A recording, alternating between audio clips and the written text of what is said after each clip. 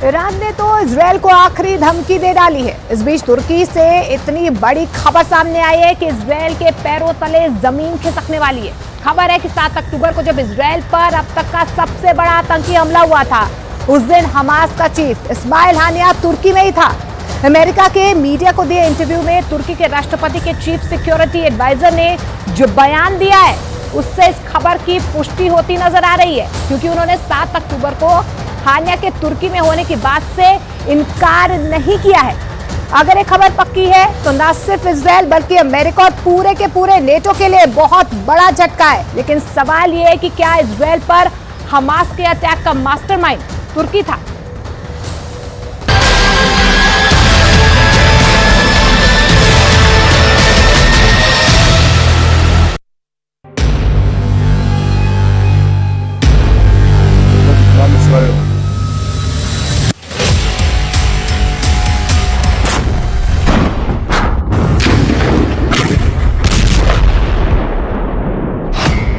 क्या 7 अक्टूबर को कतर नहीं, तुर्की में बैठा था हमास का चीफ इस्माइल हानिया।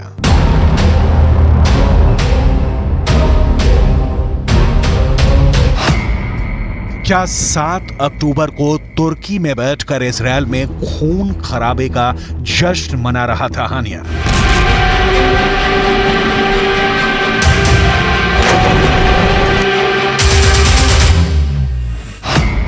क्या तुर्की की जमीन से रची गई थी इजरायल पर हमास के हमले की साजिश?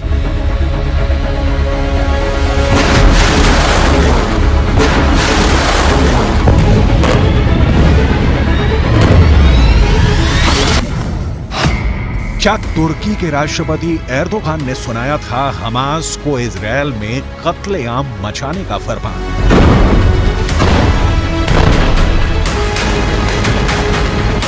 इन सवालों ने अमेरिका से लेकर ब्रिटेन, फ्रांस और जर्मनी समेत दुनिया के 31 देशों को हिला दिया है।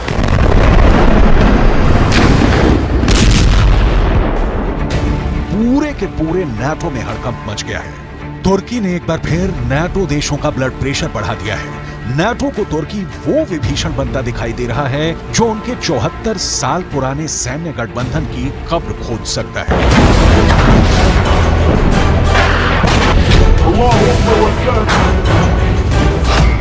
तो क्या इजरायल की जंग नाटो के टुकड़े टुकड़े कर देगी?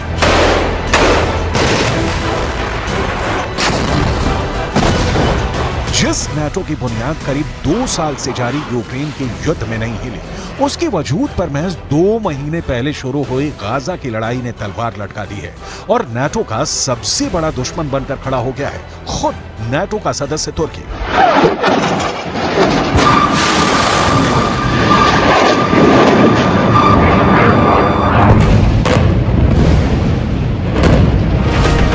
तुर्की इस जंग में खुल्लम खुल्ला हमास के साथ खड़ा है और इजरायल पर आग उगलने में लगा है। अब खबर यह है कि अंतर्राष्ट्रीय मीडिया में चल रही कुछ रिपोर्ट्स में कहा जा रहा है कि 7 अक्टूबर के दिन जब हमास के करीब 3000 लड़ाके इजरायल में घुसे थे, उस दिन हमास का चीफ इस्माइल हानिया तुर्की में बैठा था, जबकि अब तक ये माना जा रहा था कि हानिया कतर में छिपा हुआ है।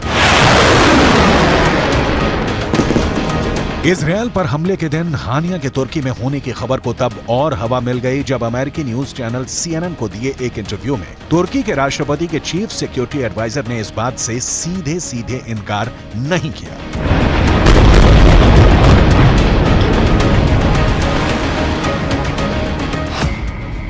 उन्होंने इंटरव्यू में कहा कि वो नहीं जानते कि 7 अक्टूबर को हानिया कहां था। हो सकता है वो तुर्की में हो। मुद्दा ये नहीं है कि हमास के नेता किस वक्त कहां हैं। मुद्दा यह है कि हम इस जंग को कैसे रोकें। तुर्की के राष्ट्रपति के चीफ सिक्योरिटी एडवाइजर के इस बयान ने अमेरिका और नाटो के ज़हन में तुर्की के खिलाफ काफी वक्त से पैदा शक को पुख्ता कर दिया, क्योंकि हमास के नेता बेधड़क बिना किसी रोक टोक के तुर्की में जब चाहे आ सकते हैं, जब चाहे वहां से जा सकते हैं। तुर्की में उनके स्थायी ठिकाने हैं और खुद तुर्की के राष्ट्रपति के हमास के नेताओं के साथ निजी रिश्ते हैं। अभी जुलाई में ही इस्माइल हानिया इस्तांबुल में तुर्की के राष्ट्रपति से भी मिला था। इसीलिए कुछ दिन पहले खबर आई थी कि इजरायल की खुफिया एजेंसी मोसाद और सुरक्षा एजेंसी शिन बेत हमास के नेताओं को मौत के घाट उतारने की प्लानिंग में है, फिर चाहे वो दुनिया के किसी भी कोने में क्यों न छिपे। इस पर तुर्की के राष्ट्रपति ने इजरायल को सीधी धमकी दे दी थी कि अगर तुर्की की जमीन पर हमास के नेताओं को एक खरोच भी आई तो इजरायल को एक बहुत बड़ी कीमत चुकानी पड़ेगी। तुर्की वैसे है तो नाटो का सदस्य, लेकिन नाटो के बाकी देशों से उसकी कुछ खास नहीं पड़ती है। यहां तक कि नाटो की अगुवाई करने वाले अमेरिका तक को आंख दिखाता है और उनकी बात नहीं मानता है। यहां तक कि जर्मनी से भी तुर्की के अच्छे रिश्ते नहीं है और ग्रीस से तो उसकी जंग होते होते बची है।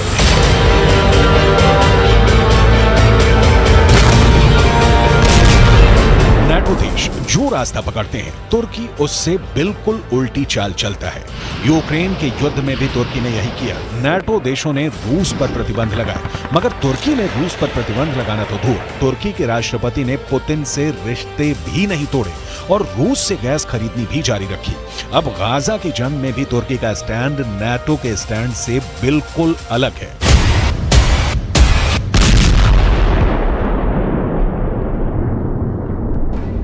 इजरायल पर हमला होते ही अमेरिका, फ्रांस, ब्रिटेन और जर्मनी जैसे बड़े बड़े नाटो देश हमास पर बुरी तरह भड़क गए थे।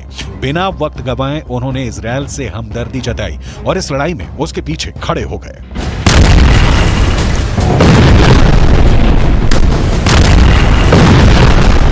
हमले के चंद दिन के अंदर अमेरिका के बाइडेन, फ्रांस के इमैनुअल मैक्रोन, ब्रिटेन के ऋषि सुनक और जर्मनी के ओलाफ शॉल्ज इजरायल का साथ देने, उसका हौसला बढ़ाने के लिए सीधा इजरायल पहुंचे और हमास को मिट्टी में मिलाने की कसम खा ली। मगर तुर्की के राष्ट्रपति रेजेप ताइप एर्दोआन ने तो इजरायल को ही आतंकी देश बता दिया है। वो इजरायल पर तमतमाए हुए हैं। इजरायल के प्रधानमंत्री बेंजामिन नेतन्याहू को गाजा का कसाई बुला रहे हैं। एर्दोआन तो यहां तक कह चुके हैं कि नेतन्याहू ने गाजा में जिस बेरहमी से मासूम लोगों को मौत के घाट उतारा है उसके लिए इंटरनेशनल क्रिमिनल कोर्ट में उन पर युद्ध अपराध का मुकदमा चलेगा।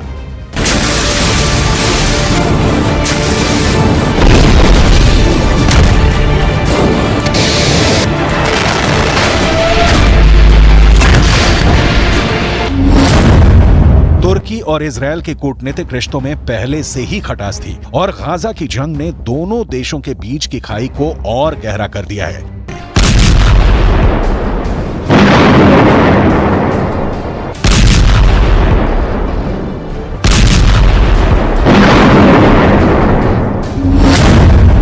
अमेरिका ने हमास को आतंकी संगठन घोषित किया हुआ है, मगर हमास तुर्की का दोस्त है। दोनों के रिश्ते बरसों पुराने हैं। तुर्की में मुस्लिम आबादी बहुसंख्यक है और फिलिस्तीन भी अरब मुस्लिम है और खुद तुर्की के राष्ट्रपति एर्दोआन तो फिलिस्तीन के कट्टर समर्थक रहे हैं। उन्होंने हमेशा फिलिस्तीन की अलग देश की मांग का समर्थन किया है।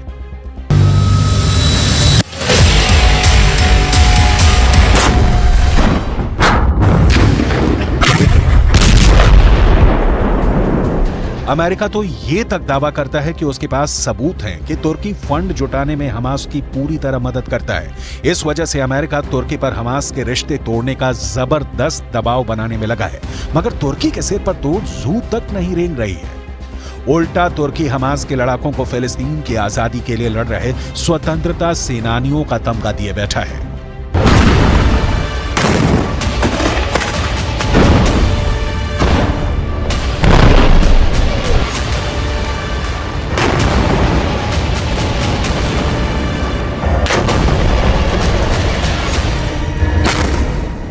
तुर्की कहता है कि वह हमास के नेताओं से इसलिए बातचीत करता है क्योंकि वह जंग रुकवाना चाहता है और शांति चाहता है। यहां तक कि जब अमेरिका के राष्ट्रपति बाइडेन और एर्दोआन की फोन पे बात हुई तो एर्दोआन ने उन पर ही गाजा की जंग रुकवाने का दबाव डाल दिया।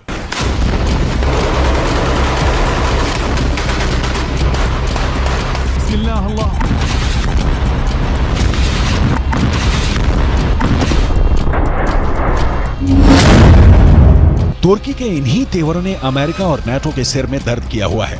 इसलिए सवाल यह है कि फिर भी अमेरिका तुर्की के आगे बेबस क्यों है?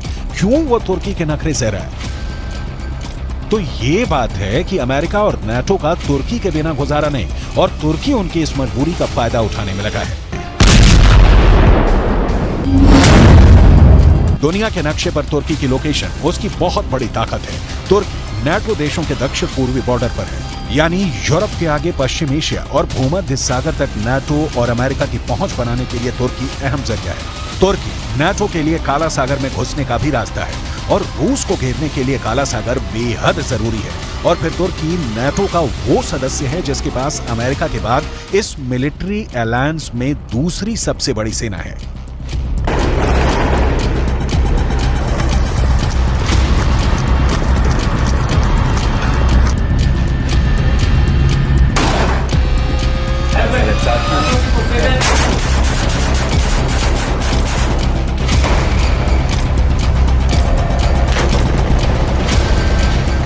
और तो और तुर्की नाटो के लिए जमीन पर और समंदर में भी अड्डे मुहैया करा सकता है। ऐसे में नाटो और अमेरिका तुर्की जैसे देश को खोने का खतरा नहीं उठा सकते, क्योंकि उनके रूस और चीन जैसे सबसे बड़े दुश्मन तुर्की को अपने खेमे में लेने के लिए तैयार खड़े हैं।